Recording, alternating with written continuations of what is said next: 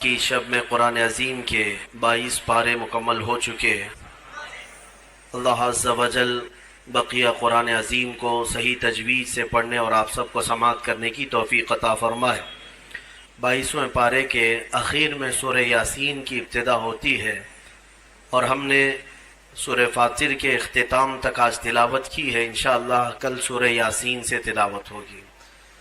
اللہ نے چاہا تو کل مکمل یاسین مبارکہ سنانے کی کوشش کی جائے گی۔ آج ہم نے جو سورتیں تلاوت کی ہیں اس میں جو سورہ احزاب ہے اور اس کے بعد سورہ سبا اور سورہ فاطر، میں 21ویں پارے کے سلسلے میں بھی کل جیسے کہ آپ کو عرض کیا تھا کہ سورہ روم اور سورہ لقمان، سورہ سجدہ جو کل ہم نے تلاوت کی تھی، اللہ تبارک و تعالیٰ نے ایمان والوں کو ایک بہت پہلے ہی بشارت دے دی تھی۔ کس بات کی؟ کہ اللہ تبارک و تعالیٰ نے وحی کے ذریعے سے اپنے حبیب صلی اللہ تعالیٰ علیہ وسلم کو یہ بتایا تھا کہ رومی مغلوب ہو جائیں گے۔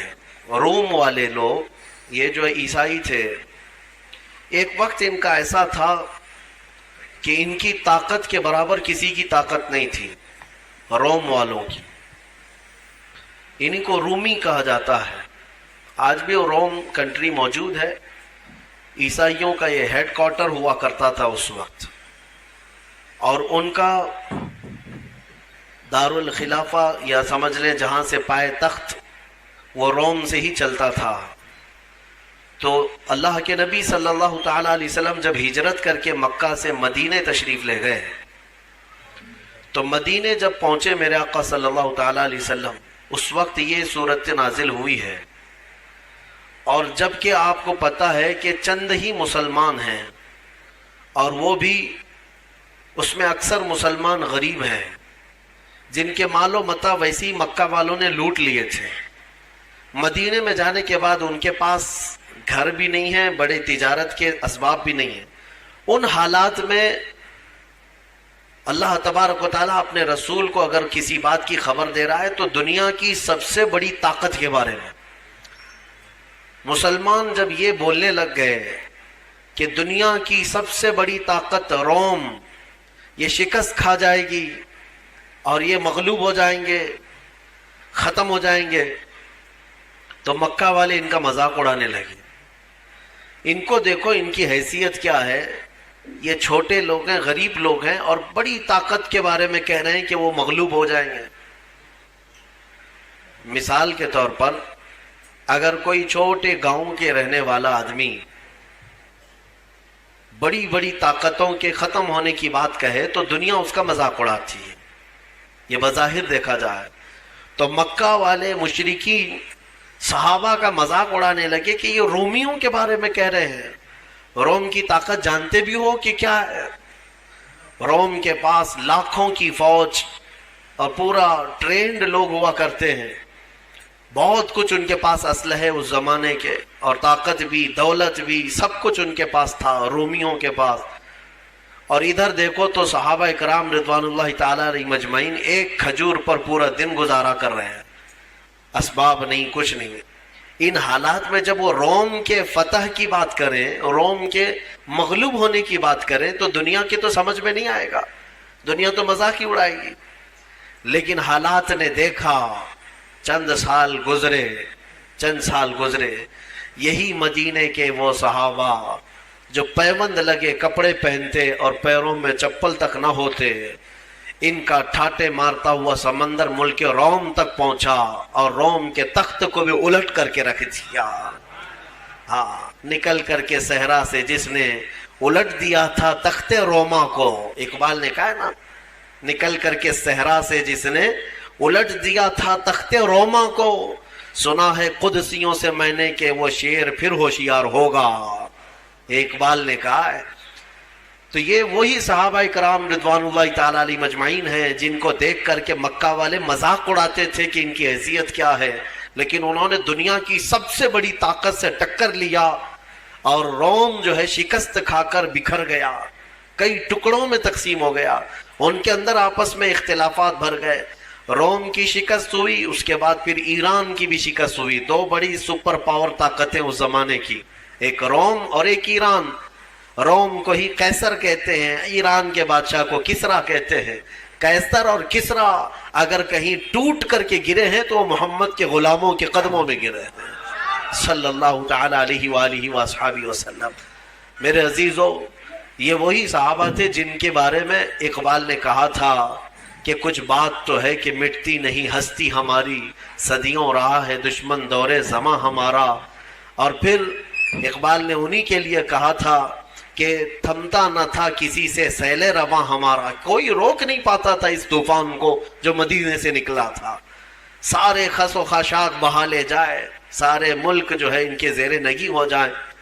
پھر اچانک یہ زمانہ آیا کہ وہ سیلاب رک سا گیا ہے.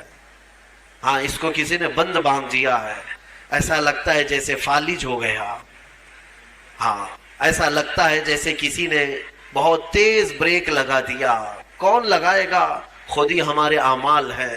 یہ ہمارے شامت اعمال کی وجہ ہے کہ ہمارے ٹائر چلنے سے اب رک چکے، قدم آگے بڑھنے سے اب رک چکے ہیں، جام ہو چکے ہیں. بس اس کا علاج وہی ہے جو صحابہ کرام نے محسوس کیا تھا، اور اس کو علاج کے طور پر ہی اقبال نے بتایا تھا. تمہارا علاج جو ہے صرف اتنا ہی ہے کہ محمد سے وفا تو نے، تو ہم تیرے ہیں. یہ جہاں چیز ہے کیا لوح و قلم تیرے ہیں. طریق مصطفیٰ کو چھوڑنا ہے وجہ بربادی، اسی سے قوم دنیا میں ہوئی ہے بے اقتدار اپنی. ہمیں کرنی ہے شہنشاہ بطحا کی رضا جوئی، وہ اپنے ہو گئے تو رحمت پروردگار اپنی. علاج بھی اسی میں ہے. سبب کچھ اور ہے جسے تو خود سمجھتا ہے، زوال بندے مومن کا بے زری سے نہیں. مال نہ ہونا یہ ہمارا زوال نہیں ہے، طاقت نہ ہونا، سیاست نہ ہونا، حکومت نہ ہونا یہ ہمارے زوال کا سبب نہیں. ہمارے زوال کا سبب وہ تم کو بھی معلوم ہے کیا ہے، سب کو معلوم ہے. سبب کچھ اور ہے جسے تو خود سمجھتا ہے. اقبال نے کہا ہے، اور چھپاتے کچھ اور ہو، بولتے کچھ اور ہو. کہتے ہو کہ ہمارے پاس ایجوکیشن کی کمی ہے، ہمارے پاس سیاست کی کمی ہے، طاقت کی کمی ہے، اسباب کی. سبب کچھ اور ہے جسے تو خود سمجھتا ہے، یہ اسباب نہیں. اگر یہی سبب ہوتا کہ طاقت کی کمی، اسباب کی کمی، تو پھر ان صحابہ کے قدموں میں سارے ملک کیوں گرے پڑے جا رہے تھے جن کے پاس بظاہر کھجور بھی کھانے کو نہیں تھی، پہننے کے کپڑے بھی نہیں تھے، اور لڑنے کی تلواریں بھی نہیں تھی. پھر کیوں ٹوٹی جاتی تھی ان کے قدموں پہ دنیا؟ سبب کچھ اور ہے جسے تو خود سمجھتا ہے. وہ سبب کیا ہے؟ وہی سبب ہے جس کو تم بھی بھلا بیٹھے ہو اور ایک زمانہ بھلا بیٹھا ہے، کہ نبی پاک صلی اللہ تعالی علیہ وسلم کی وہی محبت جس کو اقبال نے کہا محمد کی محبت دین حق کی شرط اول ہے، اسی میں ہو اگر خامی تو سب کچھ نامکمل ہے. اسی میں ہو اگر خامی، یہیں جا کر کے خامی ہے. بہرحال رومی مغلوب ہو گئے. چند ہی سالوں کے بعد ملک روم ٹوٹ کر ختم ہو گیا. ان کی سلطنت جو ختم ہوئی تو پھر ویسی طاقت آج تک نہیں آ سکی، آج تک نہیں آ سکی. اور اسی طرح کسرا کی جو حکومت ختم ہوئی ایرانیوں کی، 14 صدیاں گزر گئی، آج تک دوبارہ پھر کوئی کسرا نہیں آیا، نہ کوئی قیصر آیا نہ کوئی کسرا آیا. کیوں؟ جو ضرب لگی تھی وہ نبی پاک کے غلاموں کی ضرب لگی تھی، جو ان کے قدموں میں ٹوٹ کر گر پڑے، پھر دوبارہ وہ طاقتیں آئی نہیں. اور میں کہتا ہوں انشاءاللہ قیامت تک نہیں آئے گی، قیامت تک نہیں آئے گی. میں آپ کو ایک خصوصیت بتاؤں سیدنا خالد بن ولید رضی اللہ تعالیٰ عنہ کی. آپ کی یہ اسپیشیلٹی ہے. حضور صلی اللہ علیہ وسلم کے صحابہ میں ایک صحابی سیف اللہ، اللہ کی تلوار ان کو کہا گیا. پتہ ہے آپ کو حضرت خالد بن ولید رضی اللہ تعالیٰ عنہ نے تقریباً 9 سال کے اندر 125 جنگیں لڑی، 125 جنگیں. اور جب وہ جنگ میں لڑنے کے لیے حاضر ہوتے، میرے عزیز و کڑیل جوان بھی تھے، ان کی تلوار، ایک تلوار 35 کلو کی، اور ڈھال جس سے وہ اپنے آپ کو روکتے تھے وہ 40 کلو کا ہے. اور پھر اس کے بعد پھرتیلا پن اتنا کہ وہ تلوار ایسے گھومتی جیسے ان کے ہاتھ میں کچھ ہے ہی نہیں. جنگ موتا ایک جنگ ایسی ہے جس میں حضرت خالد بن ولید کہتے ہیں 9 تلواریں میرے ہاتھ سے ٹوٹی ہیں. 9 تلواریں ایک کے بعد دیگرے ٹوٹتی گئی، پھر دوسری لی ہے، وہ ٹوٹی پھر تیسری لیا. اب وہ کس انداز سے، کس جذبے سے وہ میدان میں جمے رہتے ہوں. میں جو بات عرض کرنے جا رہا ہوں وہ یہ ہے کہ سیدنا خالد بن ولید کی سربراہی میں اور آپ کی سپہ سالاری میں جتنے علاقے فتح ہوئے، بہت علاقے ہیں، جارڈن ہے، ملک شام کے کئی علاقے ہیں، یمن کے کئی علاقے ہیں، یہ جتنے علاقے حضرت خالد بن ولید کی سرپرستی میں فتح ہوئے، یاد رکھیں توجہ کے ساتھ. اوروں نے بھی جنگیں کی ہیں، بادشاہوں نے بھی جنگ کی ہیں. ایک بادشاہ کسی ملک کے ساتھ لڑتا ہے، علاقہ فتح کر لیتا ہے، پھر کئی سال تک اس بادشاہ کی حکومت چلتی ہے، پھر کوئی دوسرا آیا، وہ علاقہ پھر کسی اور نے فتح کر لیا. ہوتا رہا ہے نا. ہندوستان پر ہی کئی مرتبہ کون کون حملے کیے، کس کی حکومت چلی، پھر وہ حکومتیں ختم ہوئی، پھر کوئی اور آیا، پھر کوئی اور آیا، یہ سلسلہ چلتا رہا ہے. لیکن خالد بن ولید رضی اللہ تعالیٰ عنہ کا ریکارڈ ہے کہ جو علاقے آپ کے زمانے میں فتح ہوئے، 1400 سال گزر گئے، آج تک وہ علاقہ پھر کسی اور کے پاس نہیں گیا. آج تک وہ علاقہ کوئی اور فتح نہیں کر سکا. آج بھی وہ دامن اسلام میں ہے، آج بھی وہاں پر پرچم اسلام ہی لہرا رہا ہے. یہ سیدنا خالد بن ولید رضی اللہ تعالیٰ عنہ کی فتح ہے. بہرحال میں بات جو عرض کر رہا تھا وہ یہی ہے کہ نبی پاک صلی اللہ تعالیٰ علیہ وسلم کے غلام بظاہر اسباب کچھ نہیں تھے، لیکن انہوں نے پوری دنیا کو اپنی طاقت کا لوہا منوا کر رہے ہیں. احزاب، سورہ احزاب کی ہم نے کل تلاوت کی ہے اور آج بھی کچھ حصہ اس کا. ایک جنگ ہوئی ہے جس کو احزاب کہتے ہیں، اور جنگ خندق نام سنا ہوگا، خندق کو ہی احزاب کہتے ہیں. جنگ خندق کا ہی نام جنگ احزاب، غزوہ احزاب. یہ جنگ بڑی آزمائش کی تھی. بعض لوگوں کو ایسا لگتا ہے کہ جنگوں کا ذکر کیوں؟ میرے عزیزو، اگر میں جنگوں کا ذکر نہ کروں تو میرے نبی کی سیرت ہی کمپلیٹ نہیں ہوگی. کسی کو برا لگتا ہے تو مجھے کیا فرق پڑتا ہے؟ یہ میرے دامن اسلام میں جو تاریخ ہے وہ بتا کر کے رہوں گا. ظاہر سی بات ہے کسی اور کو اگر تکلیف ہوتی ہے تو اس کی تکلیف کا سبب میں نہیں ہوں، اس کا کوڑ دماغ ہے. ہر ایک کی تاریخ میں کچھ نہ کچھ جنگیں ہوئی ہیں، بہت سارے لڑائیاں ہوئی ہیں. ظاہر سی بات ہے کہ ہمارے اس ملک عزیز ہندوستان کے آزادی کے وقت کیا جنگیں نہیں ہوئی؟ اگر انگلینڈ والے، برٹش لوگ بولنے لگ جائیں کہ نہیں آزادی کے قصے مت سناؤ، ہمیں برا لگتا ہے، تو ہم کیا کریں؟ ہم تو انگریزوں کو مار بھگائے نا، انگریزوں کے خلاف جنگ ہوئی ہے.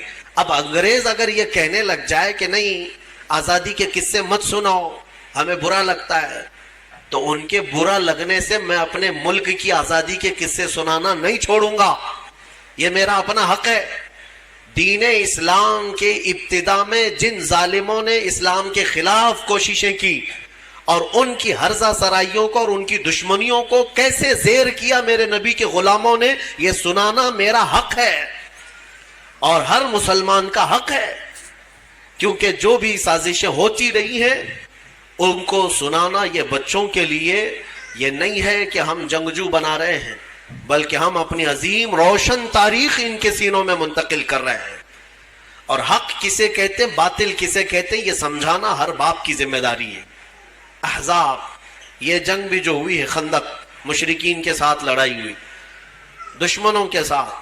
ایک بات میں آپ کو بتاؤں، پہلے بھی میں نے عرض کیا ہے، حضور پاک صلی اللہ تعالی علیہ وسلم اور ان کے صحابہ مکہ والوں کو چھیڑ کر کے لڑنے کے لیے جاتے تھے یا مکہ والے لڑنے کی تیاریاں کیا کرتے تھے؟ الزام ہے نا آج بہت سارے لوگ کہ یہ جنگیں کرتے تھے.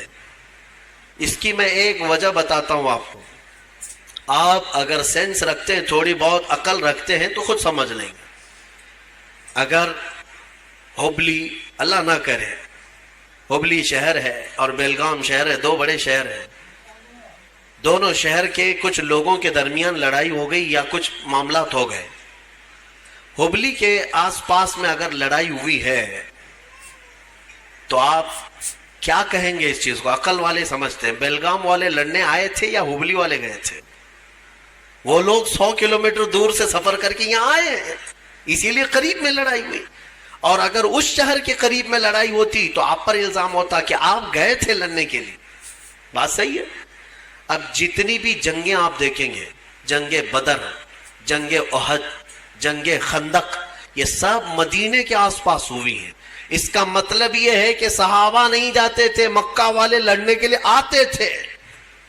کیڑے کم تھوڑی نہ تھے، مار کھاتے تھے، مرتے تھے، پھر آتے تھے. حضور پاک صلی اللہ تعالی علیہ وسلم اور صحابہ کو چھیڑنا ان کی عادت تھی. جنگ خندق بھی جو ہوئی ہے وہ کہاں ہوئی؟ مکہ میں نہیں ہوئی، مدینے کے آس پاس. مدینے سے صرف 5 کلومیٹر کا فاصلہ ہے. یہ مکہ والے پوری تیاری کر کے 12,000 لوگوں کو جمع کر کے لائے تھے. اتنا بڑا لشکر کہ جنگ احد کے بعد یہ تیسری جنگ تھی. ان کا حوصلہ تھوڑا بڑھ گیا تھا، مدینے والوں کو ماریں گے. اور مدینے میں رسول کریم صلی اللہ تعالی علیہ وسلم کے ساتھ جو صحابہ، اس وقت بھی فاقے کا عالم تھا، ابھی پورے اسٹیبلش نہیں ہے.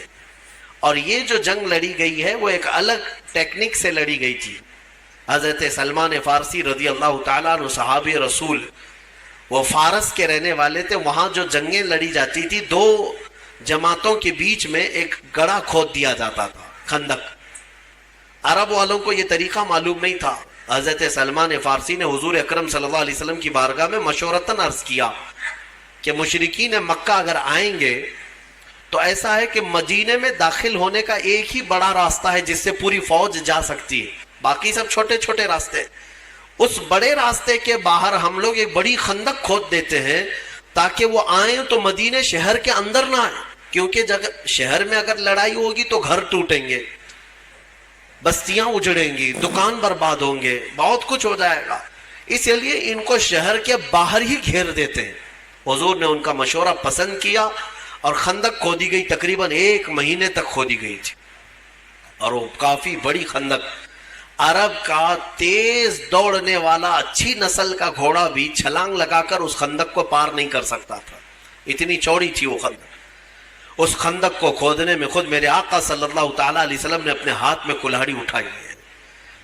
اور یہ وہ دور تھا جب صحابہ بھوک کی شدت کی وجہ سے پیٹ پر پتھر باندھتے تھے. حضرت ابو ہریرہ فرماتے ہیں، نہیں بلکہ دوسرے صحابہ اکرام سے یہ روایت ہے کہ حضور پاک صلی اللہ تعالیٰ علیہ وسلم اس وقت اپنا جبہ اٹھا کر دکھاتے تو آپ کے پیٹ پر 2 پتھر بندھے ہوئے تھے. یہ پتھر کیوں باندھتے تھے اس وقت؟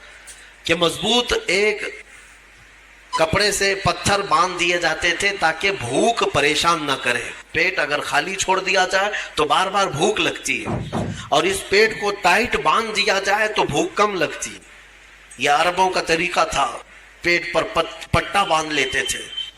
حضور اکرم صلی اللہ تعالیٰ علیہ وسلم اس وقت پتھر باندھے رہتے تھے کہ بھوک پریشان نہ کرے. اور خندق جو کھودی گئی ہے انہی فاقہ کشی کے عالم میں کھودی گئی ہے. پھر اس کے بعد مشرکین جب آئے تو وہ دیکھ کر کے حیرت میں رہ گئے، یہ کیا طریقہ ہے؟ ہم کو شہر میں داخل ہونے نہیں دیا جا رہا ہے، یا مطلب یہ چیز نہیں تھی ان کے لیے. خندق کے اس طرف کھڑے ہو گئے. جنگ شروع نہیں ہوئی. اس میں 3 بڑی جماعتیں تھیں، قبیلہ بنو غطفان اور قریش، اور پھر ایک نجد کا ایک قبیلہ تھا. بڑے بڑے 3 قبیلے اس میں آئے تھے جنگ کرنے کے لیے. حضور پاک صلی اللہ تعالیٰ علیہ وسلم اور ان کے صحابہ، آزمائش میں آپ کو بتاؤں کیسی تھی. مدینے والے اس وقت جتنے تھے سب کے ساتھ میرے آقا صلی اللہ علیہ وسلم نے ایگریمنٹ کیا تھا، جو یہودی ہیں عیسائی ہیں سب کے ساتھ، کہ حملہ مدینے پر ہو رہا ہے، لہٰذا ہم ساتھ مل کر کے لڑیں گے، شہر کی حفاظت ضروری ہے. یہودی جو تھے اس میں بنو نذیر ایک قبیلہ ہے اور بنو قریظہ، یہ 2 قبیلے تھے. بنو نذیر کے ساتھ بھی حضور صلی اللہ علیہ وسلم نے معاہدہ کیا تھا، مکہ والوں کے خلاف ہم سب مل کے لڑیں گے، کیونکہ نقصان ہوگا تو تمہارا بھی ہوگا ہمارا بھی ہوگا مدینے میں. تو سب کا اس بات پر ایگریمنٹ تھا.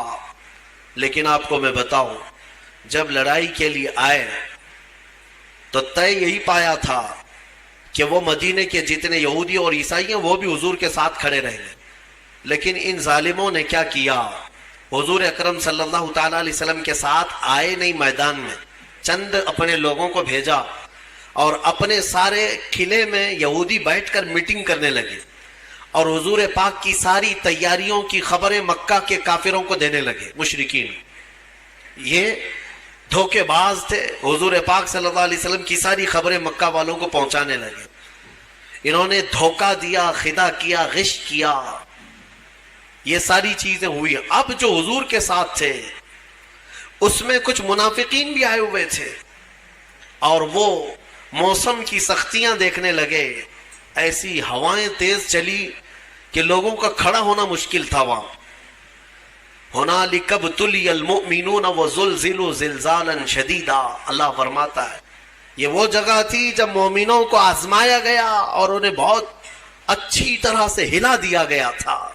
وَإِذْ يَقُولُ الْمُنَافِقُونَ, اور اس دن منافق یہ کہہ رہے تھے, کیا کہہ رہے تھے, ارے ہمارے گھر میں عورتیں خالی ہو گئی ہیں, چھت اڑ گئی ہیں اور ہم کو جانا ہے مدینے میں. یہ کہہ کر کے حضور کو چھوڑ کر چلے گئے. جو جماعت میں یہ وہ لوگ تھے جو مسلمان نظر آتے تھے, حضور کے ساتھ نماز بھی پڑھتے تھے, ان کا سب مسلمانوں کے ساتھ چلتا تھا, لیکن جب حالات سخت ہو گئے بھاگ گئے.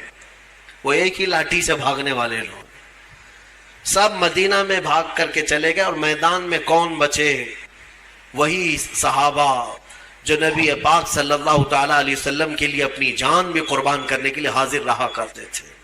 وہ عاشقین کی جماعت کھڑی رہ گئی, اس میں چند لوگ تھے. اب مجھے بتائیے, منافقین چھوڑ کر مدینے گئے, یہودی دھوکہ دے کر کے میٹنگ کر رہے ہیں مدینے میں بیٹھ کر, اور سامنے 12,000 کا لشکر ہے مشرکین کا اور خندق ہے, اور صحابہ کے پاس کھانے پینے کو کچھ بھی نہیں ہے. ایک رات ایسی بھی آئی, ایک رات کہ وہ مشرکین وہاں بڑے بڑے جانور ذبح کر کے بھون رہے تھے, گوشت کھا رہے تھے, روٹیاں پک رہی تھی. ظاہر سی بات ہے ادھر کے کھانے کی خوشبو ادھر بھی آتی ہوگی.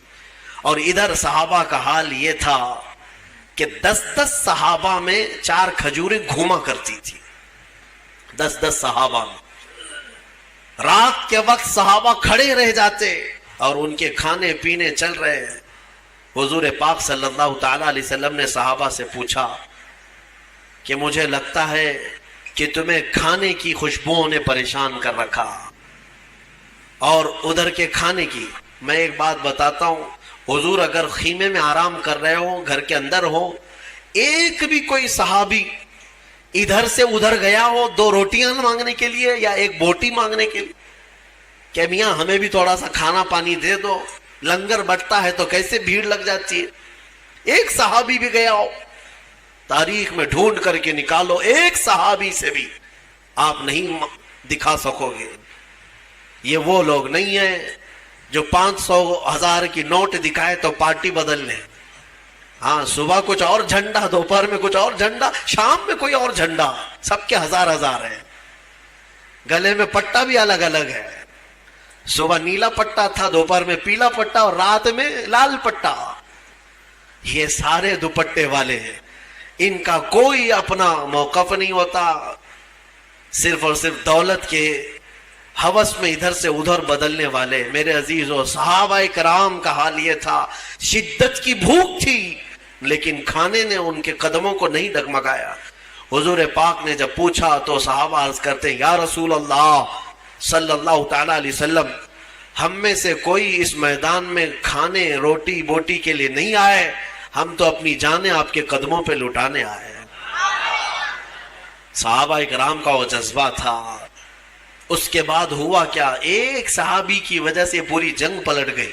حضرت نعیم یہ ادھر کے خیمے کے تھے, ایمان لے آئے. حضور پاک صلی اللہ علیہ وسلم کے چہرے جمال جہاں آرا کو دیکھ کر وہ بے قابو ہو گئے, خندق کراس کر کے آئے, ایمان لے آئے. اور پھر حضور پاک صلی اللہ تعالیٰ علیہ وسلم سے اجازت لے کر کے واپس اسی خیمے میں گئے. ان تینوں قبیلوں میں جو تھے, بڑے بڑے جو 3 قبیلے تھے, ان کے تینوں کے درمیان کچھ نہ کچھ چل رہی تھی باتیں. ظاہر سی بات ہے لیڈ کون کرے گا, آگے کون جائے گا, اس میں بہت سارے جھگڑے ہوا کرتے ہیں. ان کے اندر اتحاد نہیں تھا. حضرت نعیم رضی اللہ تعالیٰ عنہ نے اسی کمزوری کو ان کے محسوس کیا اور تینوں قبیلوں کو برابر اپنی اپنی جگہ پر لگایا. قبیلہ بنو غطفان سے انہوں نے کہا کہ تم تو بیوقوف بنے جا رہے ہو, قریش جو ہے اپنے مجاہدین اور اپنے سپاہی پہلے نہیں اتاریں گے, پہلے تمہارے اتاریں گے. اور بنو نجد محمد صلی اللہ علیہ وسلم سے معاہدہ کر چکے ہیں, ہاں وہ تو ختم کرنے والے ہیں, جنگ میں لڑیں گے نہیں. ان سب میں آپس میں ہی یہ شک تھا کہ ہم سب دھوکے میں تو نہیں آ گئے. تینوں قبیلوں کے درمیان ایسی باتیں ہو گئی کہ دوسرے دن اٹھ کر کے سب لڑنے لگے کہ تمہارے پہلے اتارو, تمہارے پہلے اتارو. اس لیے کہ ان کو یہ شک ہو گیا تھا کہ اگر یہ قبیلہ اپنے سپاہیوں کو نہیں اتار رہا ہے تو اس کا مطلب ہے دال میں کچھ کالا ہے. وہ قبیلہ بھی یہی سمجھ رہا تھا کہ یہ کیوں نہیں اتار رہے ہیں. ان تینوں کے درمیان ایسی پھوٹ پڑی کہ وہ آپس میں لڑ پڑے. حضور پاک صلی اللہ تعالیٰ علیہ وسلم سے ابھی جنگ کی نوبت نہیں آئی. اچھا ایک بات اور بتا دوں, یہ جنگ ہونے سے ایک رات پہلے ادھر سے تینوں قبیلوں کے ایک سردار آئے حضور صلی اللہ علیہ وسلم کے پاس, کہا کہ ہم صلح کر لیں گے آپ سے, جنگ نہیں کریں گے, لیکن صلح اس بات پر ہوگی کہ مدینہ طیبہ کی جو کھجوریں سال بھر میں نکلتی ہیں وہ آدھی کھجوریں ہر سال پوری ہمیں دے دی جائیں گی بغیر معاوضے کے. یہ ٹیکس ہے, یہ صلح نامہ ہے.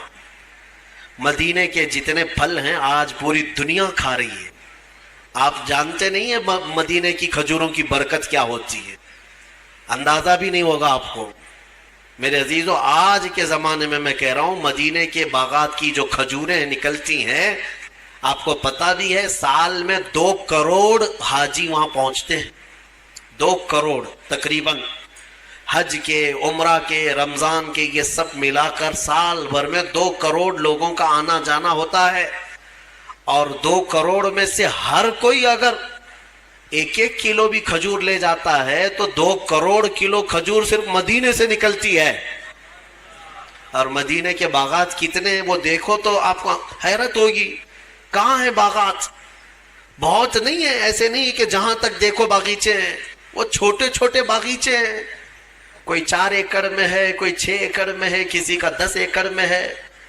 اس طرح کے باغات ہیں. لیکن آج تک ہم نے نہیں سنا کہ سال بھر میں, رمضان میں ہو کہ حج کے موسم میں ہو, یا کبھی بھی حاجیوں کو کبھی کھجور مدینے میں کم پڑی ہو, کبھی نہیں ہوا. بلکہ ایکسٹرا ان کے پاس رہتی ہے ہمیشہ.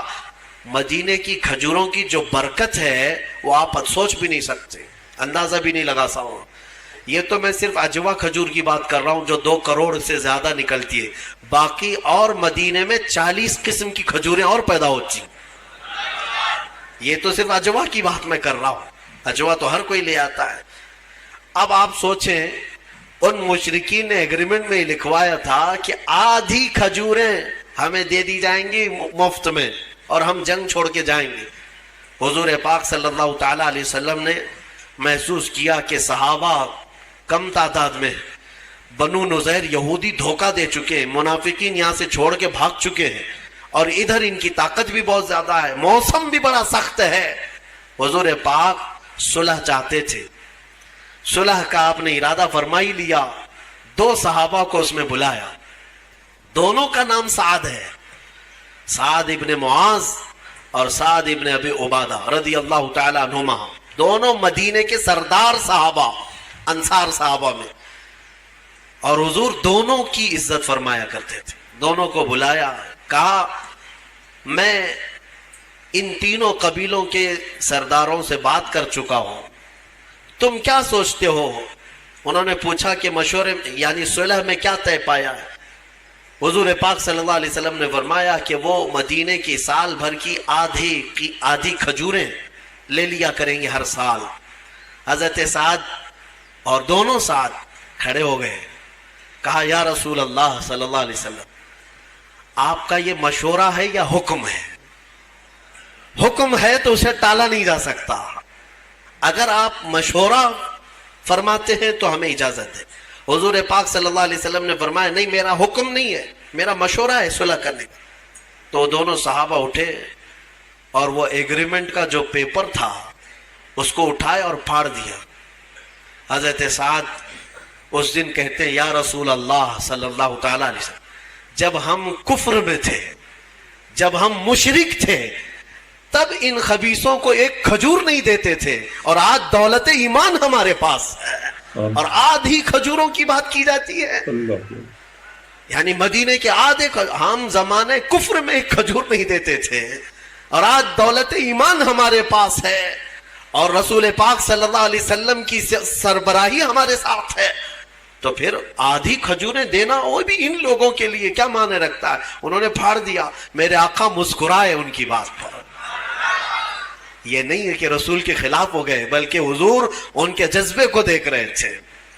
اس کے بعد وہی سعد ہیں جن کو کافروں نے اسی جنگ میں تیر مارا تھا، تو حضرت سعد کی پیشانی پر لگا تھا اور خون کا فوارہ جاری ہو گیا اور ان کے ہاتھ بھی کٹ گیا تھا حضرت سعد کا تیر سے، اور حضور پاک صلی اللہ تعالی علیہ وسلم خود ان کا ہاتھ اپنے ہاتھ میں پکڑے رہے۔ حضرت سعد کا پورا خون اچھل کر میرے آقا کے چہرے پر لگتا تھا۔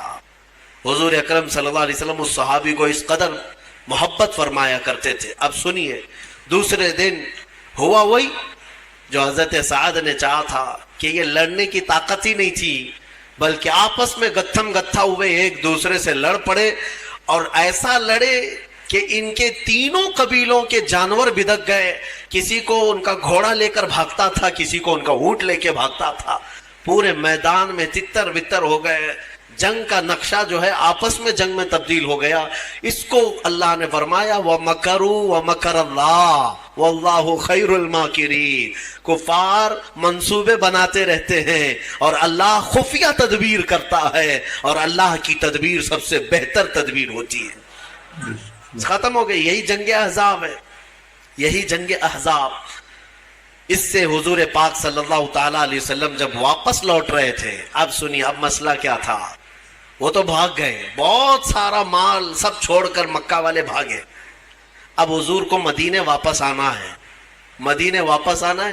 بیچ راستے میں حضرت جبرائیل آئے، کہا یا رسول اللہ صلی اللہ علیہ وسلم، رب تعالیٰ کی یہ منشا ہے کہ ان مشرکین سے تو آپ نپٹ گئے، وہ بنو نذیر یہودی جو دغا کیے، دھوکہ کیے، ان کے ساتھ بھی آپ جنگ کے لیے یہیں سے نکلے۔ ایک جنگ ختم ہوئی ہے، ابھی مدینے پہنچے نہیں، پھر جبرائیل امین کا حکم آیا کہ یہیں سے ان کو بھی نپٹا کر کے آ جائیں جو دھوکہ دیے ہیں۔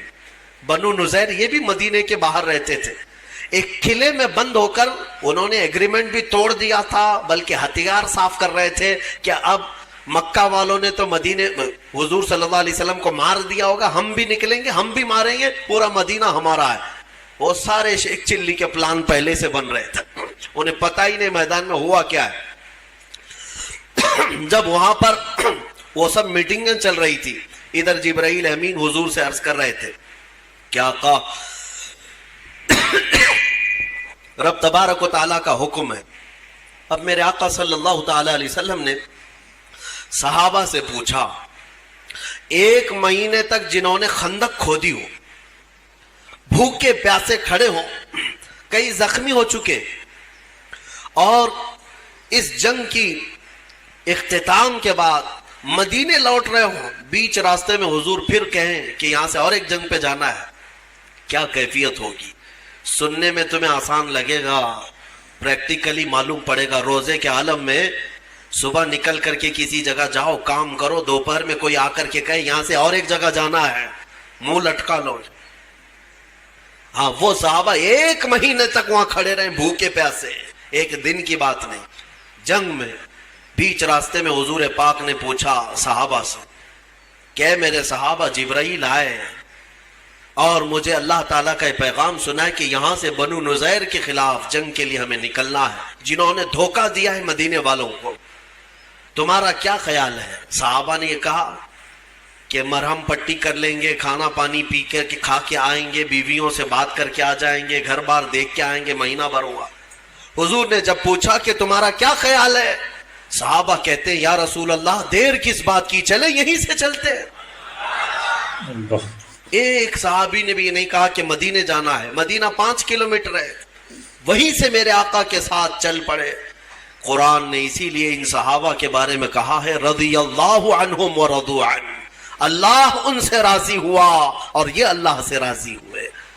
یہ یوں ہی نہیں، اللہ تعالیٰ ان صحابہ سے کیوں راضی تھا کہ انہوں نے اپنی جانیں جوخم میں ڈالی ہیں لیکن شکایت کبھی نہیں کیا، بھوک بھی برداشت کیا، پیاس بھی برداشت کیا، مصیبتیں بھی برداشت کی، لیکن شکایت کبھی نہیں کیا۔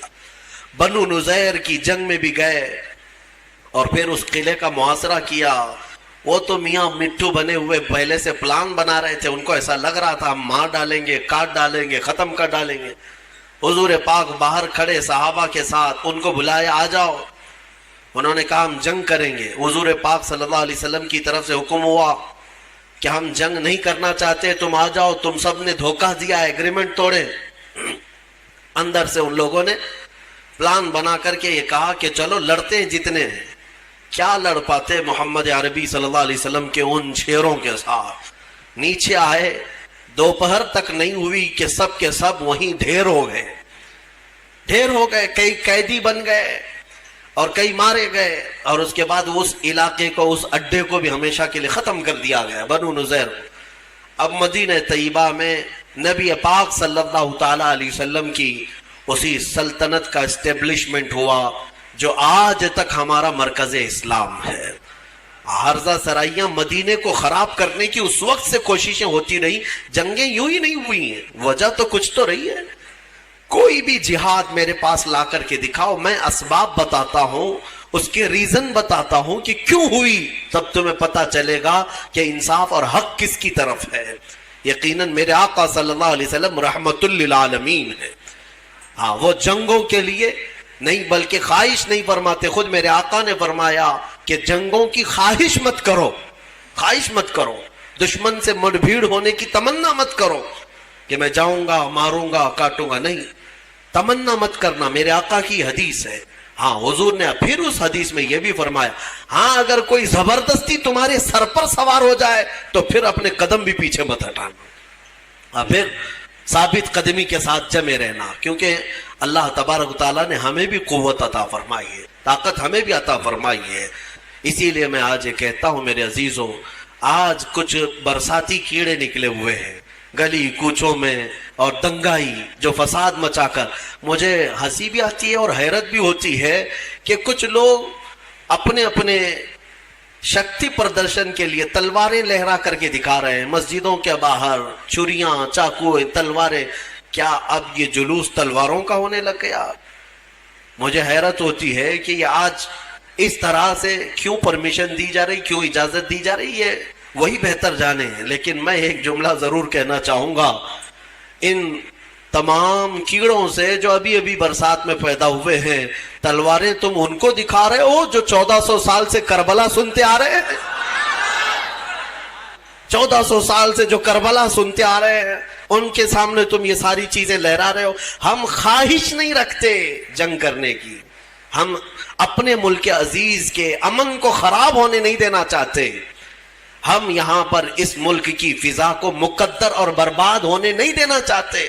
الحمدللہ یہاں کی مٹی سے ہمیں محبت ہے، امن و امان قائم رکھنے کی ہم بھرپور کوششیں کرتے ہیں، لیکن جن کیڑوں کو آج یہ پرمیشن دی گئی ہے، اجازت دی گئی ہے ماحول خراب کرنے کی، میں ان حکومت پر بیٹھے ہوئے، تخت پر بیٹھے ہوئے لوگوں کو بھی تنبیہ کرنا چاہتا ہوں، اگر تم یہ سمجھتے ہو کہ ان کے لڑنے سے صرف تمہاری سیٹیں گرم ہوں گی، کرسیاں رہیں گی، ایک دن آئے گا یہ آگ لگے گی تو کرسی بھی جلے گی، ہاں آگ لگے گی تو کرسیاں بھی جلیں گی۔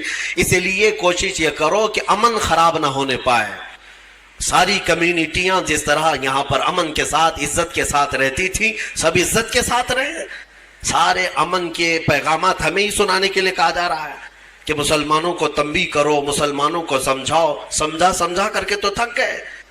ہم مسلمانوں کو اخلاق ہی کی تو باتیں کر رہے ہیں آج تک، ہم نے کب ان کے ہاتھوں میں تلوار دیا ہے، کب ان کے ہاتھوں میں بندوقیں دی ہیں؟ لیکن باضابطہ ایک جماعت ایسی ہے جو پورے ہندوستان میں اپنے نوجوانوں کے ذہنوں میں زہر گھول رہی ہے، مسلمانوں کے خلاف اس طرح سے کہ انہیں تلواریں اٹھانے کا اور انہیں بندوق اٹھانے کا اور انہیں ہتھیار اٹھانے کا بار بار اکساؤ والا بیان اور بھڑکاؤ بیان یہ دے دے کر کے انہیں پریپیئر کیا جا رہا ہے، تیار کیا جا رہا ہے. کیا یہ ہماری آنکھوں سے چھپا ہوا ہے؟ آج سب دیکھ رہے ہیں سوشل میڈیا پر، بلکہ میں سمجھتا ہوں ڈپارٹمنٹ بھی دیکھ رہی ہوگی، حکومت بھی دیکھ رہی ہوگی، سارے لوگ دیکھ رہے ہیں. لیکن جن لوگوں نے آنکھیں میچ رکھی ہیں آج کل پھر اچانک کھولنا پڑ جائے گا آنکھیں. اس لیے ماحول خراب کرنا یہ اچھی چیز نہیں ہے. اسی لیے جو اس نے کہا ہے وہ سچ کہا ہے، لگے گی آگ تو آئیں گے مکان کئی زد میں، یہاں ہمارا ہی مکان تھوڑی نہ ہے، سب کے مکان جلیں گے. پھر اللہ تبارک و تعالی امن برقرار رکھنے کی ہمیں توفیق عطا فرمائے. میں نے سورہ احزاب اور جو آپ کو سورہ روم کے متعلق جو عرض کیا، اخیر میں صرف اتنی بات بتاؤں گا. آج ہم نے جو پارہ تلاوت کیا اس میں میرے آقا صلی اللہ تعالیٰ علیہ وسلم کی عظمت شان میرے مولا نے بیان کی ہے. اللہ فرماتا ہے ما کان محمد ابا احد من رجالکم ولکن رسول اللہ وخاتم النبیین. محمد تم میں سے کسی مرد کے باپ نہیں بلکہ وہ اللہ کے رسول ہے اور خاتم النبیین ہیں، نبیوں میں سب سے اخیر آنے والے ہیں.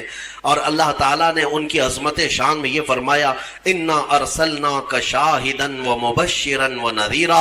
اے محبوب ہم نے آپ کو گواہ بنا کر بھیجا ہے، ہم نے آپ کو گواہ بنا کر بھیجا ہے اور خوشخبری دینے والا اور ڈر سنانے والا اور اللہ کی طرف دعوت دینے والا بنا کر آپ کو بھیجا ہے. وسراجا منیرا، اور روشن چمکتا ہوا چراغ بنا کر کے بھیجا ہے.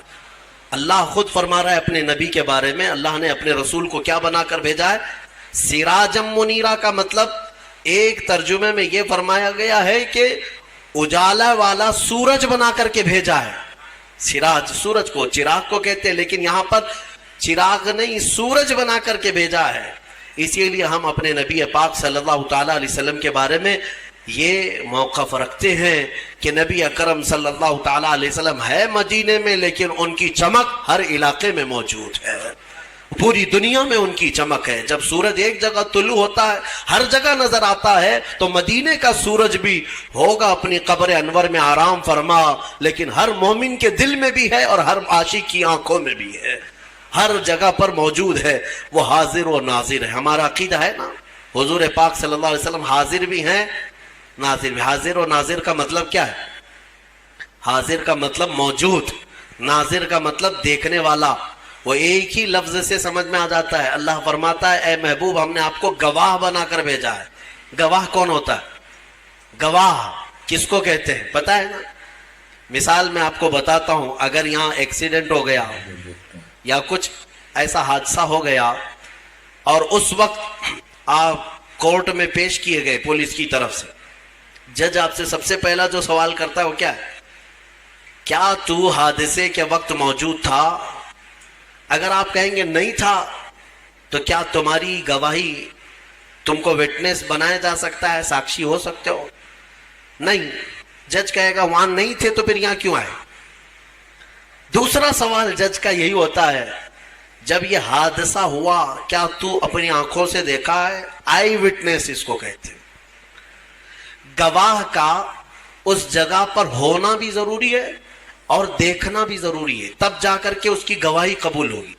اب حضور گواہ ہیں تو کس کے گواہ ہیں؟ تفسیر میں فرمایا گیا پوری امتوں کے حضور گواہ بنا کر اٹھائے جائیں گے. قیامت کے دن حضور صرف اپنی امت نہیں، ساری امتیں جو اب تک آئیں سب کے گواہ بن کر کے تشریف لائیں گے. حضور قیامت کے دن سب کے گواہ ہوں گے. کس چیز کے گواہ؟ ان کے اعمال کے. یہ سب اپنے نبیوں کو جھٹلائے ہوں گے دنیا میں، لیکن وہاں کہہ رہے ہوں گے ہمارے پاس نبی آئے ہی نہیں تھے. پھر رب تبارک و تعالیٰ رسول سے فرمائے گا آپ کیا فرماتے ہیں؟ حضور کی گواہی وہاں پر لی جائے گی کہ یہ جھوٹ بول رہے، نبی آئے بھی تھے اور تبلیغ بھی کیے تھے. اب پتہ یہ چلا کہ رسول پاک ساری امتوں کے اگر گواہ بنا کر قیامت کے دن تشریف لائیں گے تو اس کا مطلب یہ ہے کہ ہر زمانے میں میرے آقا حاضر بھی تھے اور ناظر بھی تھے. موجود بھی ہیں اور دیکھ بھی رہے ہیں، آج بھی وہ دیکھ رہے ہیں۔ بہرحال اللہ تبارک و تعالی ہمیں اہل سنت و جماعت پر قائم و دائم رکھے، میرے آقا صلی اللہ تعالی علیہ وسلم کا سچا عشق ہمیں عطا فرمائے۔